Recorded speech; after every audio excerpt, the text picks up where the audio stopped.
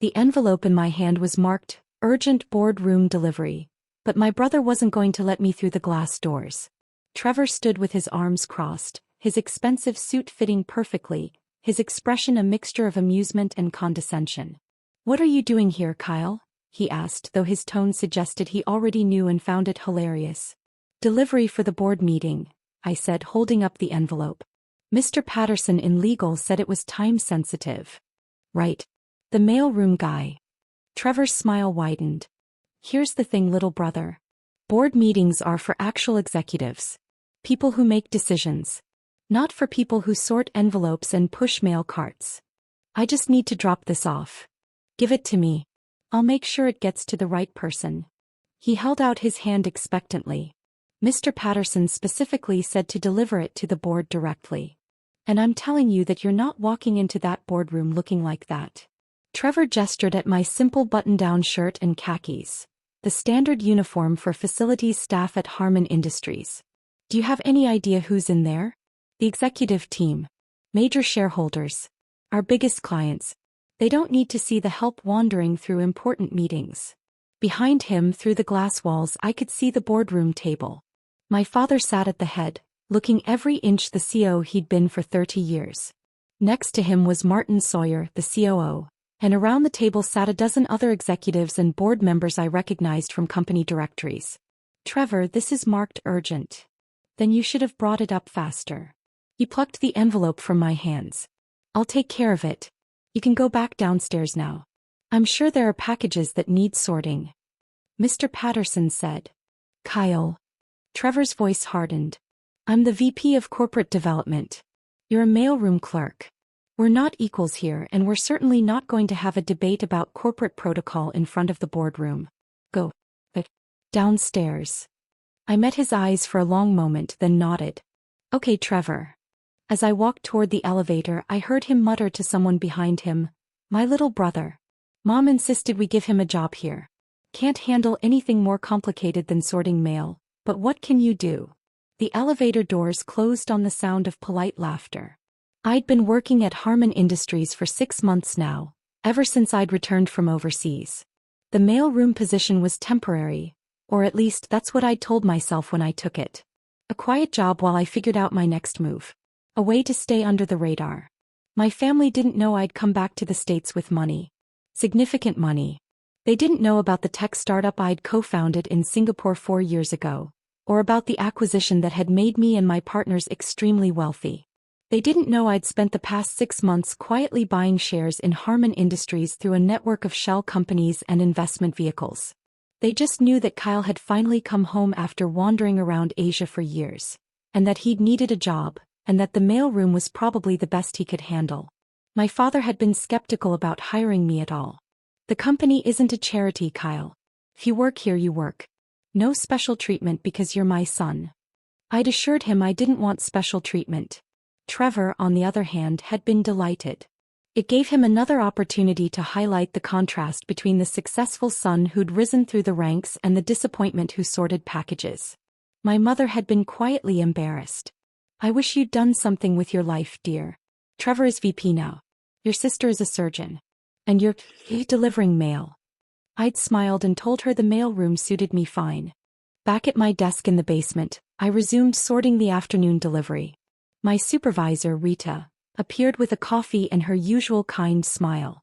She was 63, had worked at Harman Industries for 40 years, and treated everyone with the same warmth regardless of their position. "How'd the delivery go?" she asked. Trevor took it. "Didn't want me in the boardroom." Rita's expression soured. "That boy has too much pride. You're his brother. Half the company doesn't know that. He prefers it that way. Well, he shouldn't. Family is family." She patted my shoulder. "Don't let him get to you. You're doing good work here." "Thanks, Rita." After she left, I checked my phone. A text from my lawyer, James Chin. "Paperwork is filed. You now own 73% of Harman Industries common stock. Congratulations." I typed back, "Keep it quiet for now." "Understood. Let me know when you want to make it public." I slipped the phone back into my pocket and returned to sorting mail. The company my grandfather had founded 50 years ago was now primarily mine. I'd spent 6 months and approximately $340 million acquiring shares through dozens of shell companies, buying out small shareholders, purchasing blocks from retiring board members, and gradually accumulating a controlling interest. Nobody had noticed because nobody was looking. The transactions were small, scattered, and routed through enough legal entities that they appeared unconnected. My father owned 15% of the company directly. Trevor had 3% from his executive compensation. Various board members and institutional investors held the rest. Or they had until I'd systematically bought them out. Now I own 73% and nobody knew it except my lawyers. I wasn't sure yet when I'd reveal this. Part of me was content to keep working in the mailroom, watching the company from the inside, learning its operations at the ground level. Another part of me wanted to wait for the right moment. A moment when the revelation would mean something. That moment came 3 weeks later. I was sorting packages when Rita called me into her small office. "Kyle, there's a situation. Trevor just sent down a directive. He wants all mailroom staff to work through the weekend. No overtime pay, just volunteer hours to show company loyalty." "He can't do that. He's VP of Corporate Development." "He says he can." Rita's jaw tightened. "He's been pushing for layoffs in facilities for months.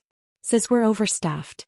This is his way of forcing people to quit so he doesn't have to pay severance." "How many people does this affect?" 12. "Most of them have been here for 20+ years." Her voice dropped. "Kyle, I can't afford to lose this job. I'm 3 years from retirement. But I also can't work every weekend for free. My husband has health issues. I need to be home." I looked at the directive on her desk. Trevor's signature at the bottom, bold and self-important. "Don't worry about it, Rita. I'll handle this." "You? How?" "Let me make some calls." That evening I messaged James Chin. "Time to make it public. File the disclosure forms tomorrow morning." "Are you sure?" "Completely sure. This is going to cause quite a stir." "I'm counting on it." The next morning I arrived at work early. The mailroom was quiet, most staff not due for another hour. I changed out of my usual casual clothes and into one of the suits I'd kept in my car, a sharp charcoal gray that I hadn't worn since my Singapore days. At 8:47 a.m., James filed the disclosure forms with the SEC, revealing that Kyle Harmon, through various investment vehicles, now controlled 73% of Harmon Industries' voting shares. At 8:51 a.m., my father's assistant called an emergency board meeting. At 9:15 a.m. I took the elevator up to the executive floor. The boardroom was in chaos when I arrived. Executives were shouting into phones, pulling up documents on laptops and arguing in tight clusters. My father stood at the head of the table, his face pale, staring at a printed disclosure form. Trevor was near the windows, speaking urgently with Martin Sawyer. "It has to be a mistake. Kyle doesn't have that kind of money. He works in the mailroom." I knocked on the glass door. Every head turned. The room went silent. Trevor's expression cycled through confusion, disbelief, and then anger as he took in my suit, my confident posture, my complete lack of deference. "What are you doing here?" he demanded. "I'm here for the board meeting. I received notice of an emergency session. This is for executives only. I told you before." "Trevor." My father's voice cut across the room. "Is this real? Did you really acquire 73% of this company?" "Yes, sir." The silence that followed was deafening. Martin Sawyer found his voice first. "How? Where did you get that kind of capital?" "I co-founded a tech company in Singapore 4 years ago. Venture capital-backed, rapid growth, acquired by a larger firm 18 months ago. My share of the acquisition was substantial." I walked calmly to an empty chair at the table and sat down. "I've been investing it carefully since then." "Why didn't you tell us?" my father asked, his voice strained. "I tried. 4 years ago when the company was just getting funded. I called you Dad. You said you didn't have time to hear about another one of my schemes, and that I should focus on getting a real job." I smiled without humor. "So I did. I got a very real job. Then I sold it." Trevor slammed his hand on the table. "This is insane. You can't just buy up a company without disclosure." Every transaction was legal and properly reported. The disclosure threshold for ownership in a private individual isn't triggered until you cross certain percentages. I structured my purchases to stay below those thresholds until now. I nodded toward the corporate lawyer, Jennifer Park, who was frantically reviewing documents at the far end of the table. Jennifer can confirm everything was done by the book. Jennifer looked up, her expression professionally neutral. The filings all appear to be in order. The ownership is legitimate. My father sat down heavily. Cal, what is this about? Why go to all this trouble to buy the company in secret? Because I wanted to understand it first. I wanted to see how it really operated from the ground up. And I wanted to see how the family would treat me when they thought I was nobody important. I looked at Trevor. Turns out the answer is, pretty badly. That's not fair, Trevor started. You wouldn't let me deliver a legal document to this room because you were embarrassed by my clothes. You've spent 6 months making jokes about your mailroom brother to anyone who would listen.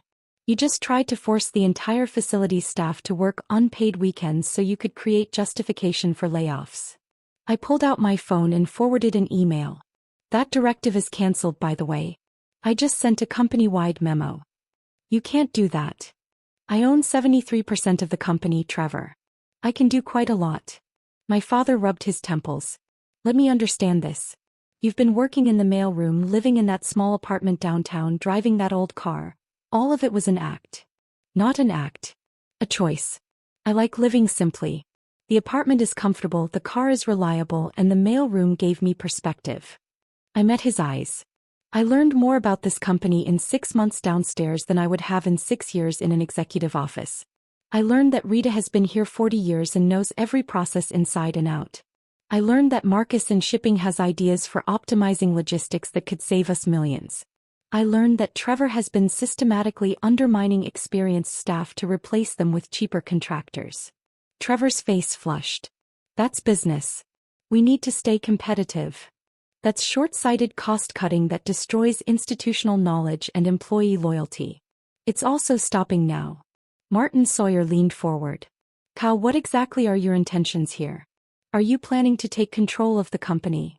I already have control. The question is what I plan to do with it. The room waited. First, I said, I'm joining the board. As majority shareholder, I'm entitled to a seat. I'll take my grandfather's old position. My father nodded slowly. That's reasonable. Second, I want a full operational review. Every department, every process, every line item in the budget. I want to understand where we're efficient and where we're wasting resources. That will take months, Martin protested. Then we'd better start soon. Third, I'm restructuring executive compensation. Too much emphasis on short-term stock price, not enough on long-term value creation and employee retention. Trevor stood abruptly. You can't just walk in here and...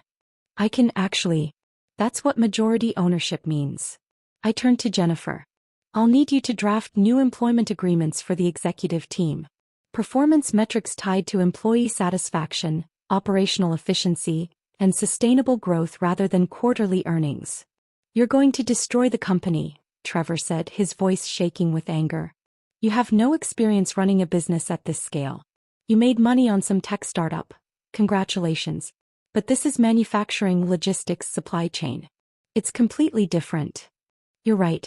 Which is why I'm not planning to run day-to-day operations. Dad will stay on as CEO at least for now. Martin will continue as CEO. The existing management structure remains in place. I could see my father relax slightly. However, I continued, major decisions now require my approval. Acquisitions, divestitures, significant capital expenditures, executive hires and terminations, all of it comes through me. That's impossible, Trevor protested. We'll be paralyzed. Every decision will take weeks. Then you'll learn to make better decisions the first time. I looked at him steadily. And Trevor, your proposal to merge with Quantum Systems? The one you've been negotiating for the past 3 months? The $280 million deal that would make you CEO of the combined entity. His face went very still. I reviewed the terms last night. You were planning to announce it at today's board meeting, weren't you? Before this emergency meeting got called. I pulled out a folder. The deal undervalues Harman Industries by at least 30%. It gives away our most profitable divisions while retaining the legacy manufacturing that's losing money. And coincidentally, Your compensation package in the merged company would be worth about $40 million over 5 years. That deal would save this company. That deal would save your career while gutting everything our grandfather built. It's a terrible deal for Harmon Industries, a mediocre deal for Quantum, and an excellent deal for Trevor Harmon personally. I slid the folder across the table to my father. I'm voting against it. With 73% ownership, that means it's dead. The color drained from Trevor's face. You can't. Months of work. Quantum is expecting. Quantum can find another acquisition target. We're not interested. Jennifer spoke up carefully. Mr. Harmon, Kyle, the agreements with Quantum include breakup fees if we back out now. Approximately $12 million. Pay them. Consider it tuition for learning not to pursue deals that benefit executives more than shareholders. My father was reading through the folder, his expression growing darker with each page. Trevor, is this accurate? Were you really planning to sell off the advanced materials division? It's not profitable in the short term. It's the future of the company. Your grandfather started that division. It's 20 years from peak profitability, but it's our strongest growth area. My father looked at his oldest son with something between disappointment and anger. What were you thinking? I was thinking about survival. About making the hard choices you've been too sentimental to make. Trevor's voice rose. You've been running this company like it's still 1985. Lifetime employment, generous benefits, loyalty over performance. The market doesn't care about any of that. We need to be lean, aggressive, profitable. We need to be sustainable, I corrected. Profitable, yes. But not at the cost of everything that makes this company worth owning. Trevor turned on me. You don't understand. You've been here 6 months. 6 months. I've been working in this business for 12 years. I've earned my position. I've made sacrifices. And you think you can just buy your way in and tell me how to run things? I don't think it. I know it. Because I own 73% of the company, and you own 3%. Kept my voice level. This isn't about earning anything, Trevor.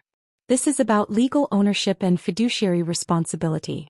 And right now, my responsibility is to the company and its stakeholders, which includes employees, customers, and the community, not just executive bonuses. This is personal. You're doing this because I wouldn't let you in the boardroom. Because I treated you like the nobody you appeared to be. Partially, I admitted. But mostly I'm doing this because the Quantum deal is genuinely terrible, and because your approach to management is destroying the company culture our grandfather spent 50 years building. My father set down the folder. Kyle is right. Trevor, this deal is unacceptable. How could you even consider it? Because someone needs to make the hard decisions around here. Someone needs to be willing to. Trevor stopped, seemed to realize he was shouting. He took a breath. Fine. You want to block the deal? Block it. But don't blame me when this company collapses because we weren't willing to evolve. Evolution doesn't mean gutting everything valuable, I said quietly. It means building on what works while fixing what doesn't. The meeting continued for another 2 hours. We reviewed financials, discussed strategic priorities, and established new governance protocols. My father looked exhausted by the end. Trevor looked furious. The other board members seemed cautiously optimistic, though clearly uncertain about this dramatic power shift. As people filed out, my father gestured for me to stay. Kyle, I need to understand. Why the secrecy? Why work in the mailroom instead of just revealing who you were from the start? Because I needed to see the truth. If I'd come in as a wealthy investor, everyone would have treated me differently. I would have gotten the sanitized version of the company, the version management wants shareholders to see. I met his eyes. Instead, I got the real version. I saw how Trevor treats people he considers beneath him. I saw which managers actually care about their teams and which ones are just positioning for their next promotion. I saw where the company is strong and where it's vulnerable. You could have told me. Your own father. Could I have? Dad, when I called you 4 years ago to tell you about the Singapore startup, you hung up on me. You said I was wasting my life and you didn't want to hear about another failure in the making. He flinched. I don't remember saying that. I do. Word for word. It's why I stopped trying to tell you about my successes. I softened my tone slightly. I'm not trying to punish you. I'm trying to save the company grandfather built. Trevor's approach would have destroyed it within 5 years. And your approach? Focus on sustainable growth. Invest in our people. Protect our core competencies while slowly modernizing operations. And for God's sake, stop treating long-term employees like disposable resources. I stood. I know this is a lot to absorb. Take some time to process it. We can talk more next week. Kyle. He stopped me at the door. I'm sorry. For not listening. For assuming you'd failed because you didn't follow the path I wanted for you. I appreciate that. And for what it's worth, I'm proud of what you've built. Both in Singapore and here. It was the first time he'd said those words in years. I nodded, not trusting my voice, and left. In the hallway, I nearly collided with Trevor. He'd been waiting outside the boardroom, his expression dark. This isn't over, he said quietly. Yes, it is. The quantum deal is dead. Your cost-cutting campaign is over. And if you try to undermine the new direction, I'll vote to remove you from the board. You'd fire your own brother? I'd fire an executive who's putting his own interests ahead of the company. Family doesn't change fiduciary duty. I started to walk past him, then paused. For what it's worth, Trevor, you're good at parts of this job. You're strategic, you understand market dynamics, and you can close deals. But you've lost sight of why the company exists in the first place. It's not just a vehicle for executive enrichment. Easy to say when you're already rich. I was saying the same thing when I was sorting mail for $18 an hour. Money doesn't change principles, Trevor. It just reveals them. I left him standing in the hallway and took the elevator back down to the mail room. Rita was at her desk, reading the company-wide memo I'd sent canceling Trevor's weekend work requirement. She looked up when I entered, and her eyes widened at my suit. Kyle, what's going on? Long story. The short version is that I own most of the company now, and nobody's working unpaid weekends. She stared at me for a long moment, then started laughing. You own the company. You've been working in my mailroom for 6 months and you own the company. 73% of it, yes. And you let Trevor treat you like... She laughed harder. Oh, that boy must be furious. He's processing. I bet he is. She sobered slightly. Does this mean you're leaving? Moving up to an executive office? Actually, I'd like to stay down here a bit longer. That's okay with you. I'm learning a lot. You want to keep working in the mailroom even though you own the company. Is that weird? Honey, it's the weirdest thing I've heard in 40 years at this company. But I like it. She smiled. You're welcome to stay as long as you want. Though I reserve the right to laugh about this for the rest of my career. Fair enough. Over the next 3 months, the transformation began. I brought in consultants to review operations, not the usual efficiency experts who recommended layoffs, but organizational psychologists and process improvement specialists who actually talked to frontline employees.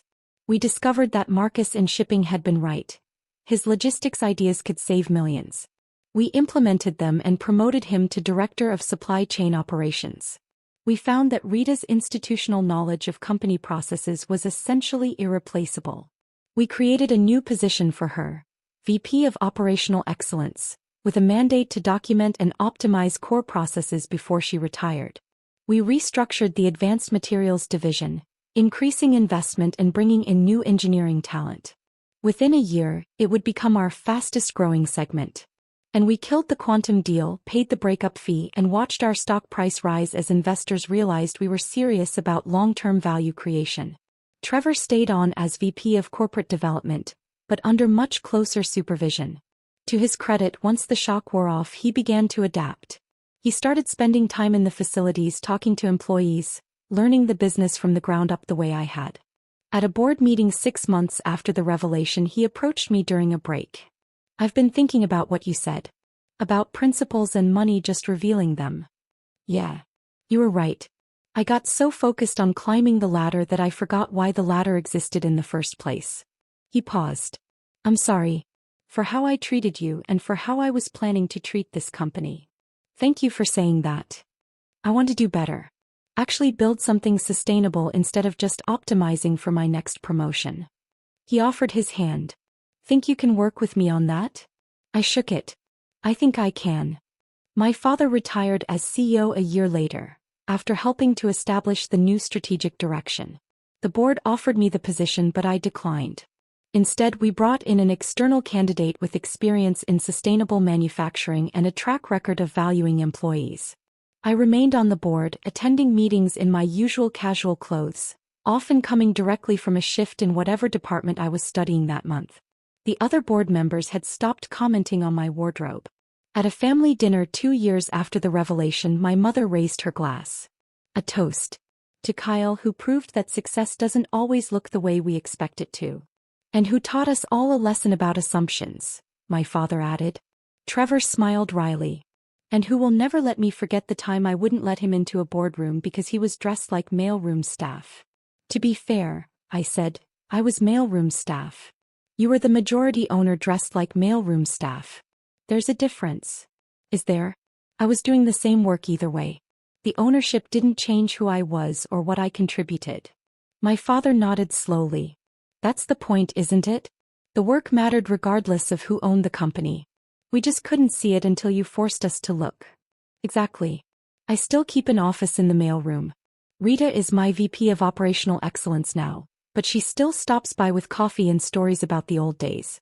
Marcus revolutionized our supply chain and just opened our first carbon-neutral distribution center. And Trevor? He's actually become one of our most effective executives, because he finally learned to value people over spreadsheets. Harman Industries is profitable, sustainable, and ranked as one of the best places to work in our industry. We didn't get there by cutting costs or chasing quarterly earnings. We got there by remembering that companies are made of people, and people deserve respect regardless of their position on an org chart. It's a lesson I learned in the mailroom, even though I own 73% of the company. Or maybe especially because I own 73% of the company and chose to work there anyway. The signature that blocked Trevor's terrible merger didn't come from a corner office or an executive suite. It came from someone who understood the company from the ground up, who knew its people by name, who'd sorted their packages and delivered their documents and learned what actually made the business work. Sometimes the most powerful thing you can do is choose to see what others overlook. And sometimes the best revenge isn't revenge at all. It's just being exactly who you are and letting that truth speak for itself.